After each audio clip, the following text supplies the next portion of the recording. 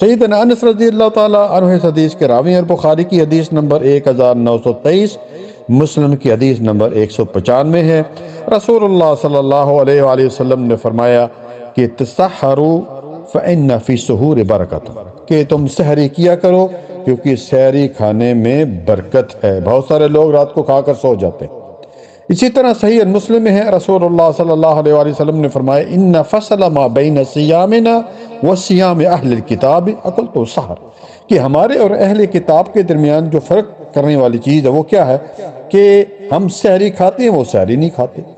اسی طرح مسند احمد میں یہ حدیث موجود ہے، نبی صلی اللہ علیہ وسلم نے فرمایا لا تزال امتی بخیر ما اجر الفطر واخر السحور،